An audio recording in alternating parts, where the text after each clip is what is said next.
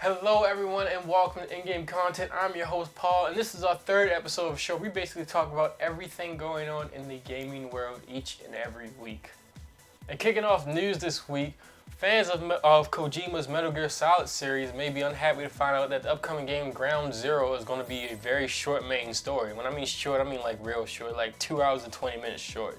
That doesn't really include like the side quests or like, for Xbox fans, the riding DLC you have coming to you. But this is supposed to hold us over till Phantom Pain comes out, and there's reports that Phantom Pain's not coming out till December 5th. So you have to imagine if you're playing the DLC, if you're playing the riding DLC, if you're Xbox player and you're playing the main story with the side quests, or if you don't have riding DLC, your experience is probably gonna go from 3 hours or 4 hours, depending on who you are, and that's not enough to hold fans over. So hopefully they got more DLC coming out, and hopefully it's gonna be good. Because if not, you're gonna have some upset MGS fans, because that's just not enough for us. And since we're talking about how, Metal Gear Solid has a franchise of fans behind it, let's talk about Sonic and this franchise and its fans behind it, since they haven't really been keeping their fans happy for quite some time now, especially with all the last games Sega put out. So I guess that's pretty much why they're rebooting the series somewhat now. Where now they're revamping the characters of how Sonic looks, Knuckles, Tails, Amy, revamping how they look. They're making new toys now based on the new look for them, and they're even making a CG animated TV series. On the game side, the game will have cooperative gameplay along with everything you would find in a classic Sonic game. Speed, play, at least that's what I'm calling it, exploration, and combat. And of course they're having a new I-beam mechanic system in this game too, so that's pretty much the only new thing they have. But everything else pretty much sounds like a regular standard Sonic game. And on the TV side of things, the TV side will be picking up from the Sonic game, because the Sonic game will be a prequel to the TV series. And the TV series is going to be popping up on Cartoon Network in 2014-2015 season. And it will be 52 episodes, all 11 minutes long.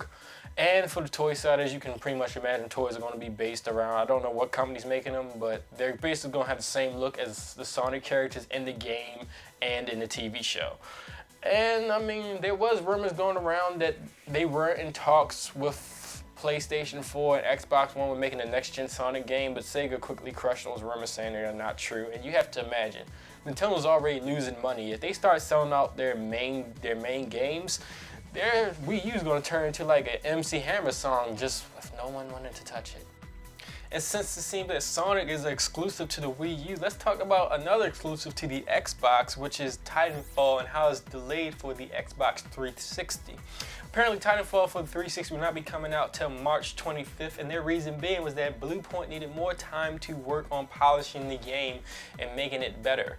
But personally, I kind of think they're treating Xbox 360 like an unwanted stepchild. I mean, Xbox One and PC didn't have these problems. They're done. They don't need no polishing. And then also, to add insult to the wound, the beta is not even accessible to 360 users, only accessible to Xbox One and PC users.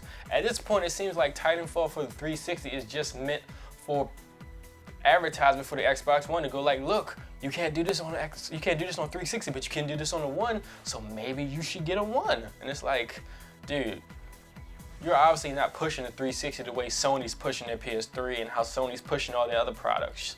It seems like, they're treating the Xbox 360 as that prostitute that pimps have, where, you prostitute, it does all the good money, get you all the money, you go like, all right, I'm done with you. Now I'm gonna work on my new product. And it's like, that's kind of messed up. So, a lot of people have been telling me Xbox hasn't been doing great, and if so, I can see from reasons like that being a main reason why they're not doing so good.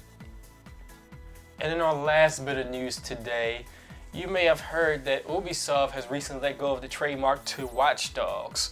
And that might not all be true now. To recent details, it found out that it was a prankster that orchestrated the whole release of the Watch Dogs trademark.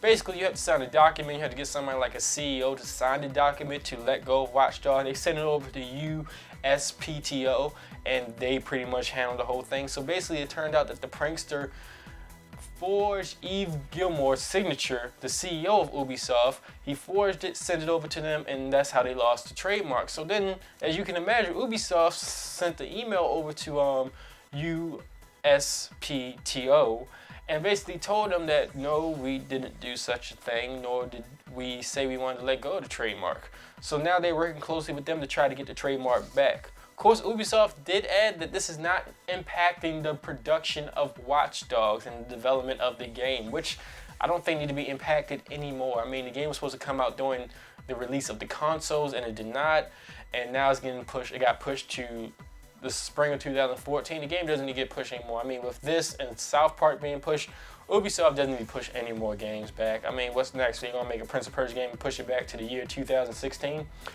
It just doesn't need to happen no more. So hopefully Watch Dogs will come out in the spring of 2014 and we will not see any delays in it. And that will do it for all the news we have for you today. But let me give you some awesome videos to check out after you're done watching our awesome video.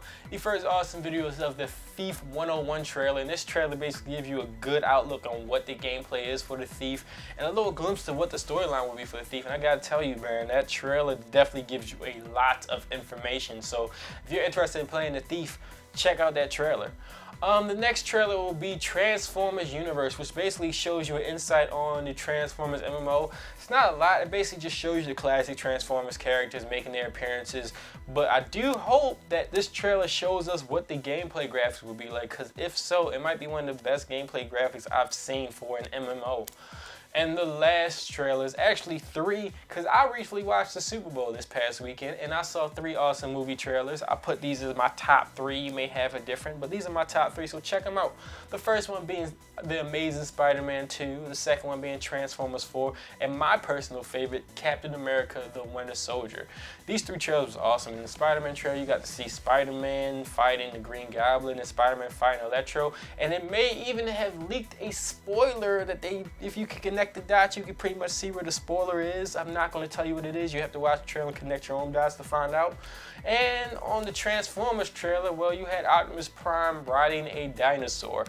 For me, this trailer was kind of like, okay. I mean, I'm still going to watch it. It still made me want to still see the movie, but I don't know. Just the way Transformers movies been going, it was okay. And in the last trailer was Captain America: Winter Soldier, and it was like so many scenes of comic book panels just coming to life in this trailer. You just gotta check it out, because if you watch any Captain America comics or read any, you can pretty much put the 2 and 2 together. But that will do it for all my video recommendations. Check that out. There are links to them down below, along with everything we talked about today in those links too. And that does it for us over here at In-Game Content. I hope you liked the show, and if you did, go down, like, subscribe, and tell a friend to like, subscribe, and have them tell a friend, and they tell a friend too. Because you know, you doing that for us just make us here as Secret Hero Nerds very happy if you do. Again, I am the host, Paul. This is In-Game Content. I hope you love the show, and I will see you next week.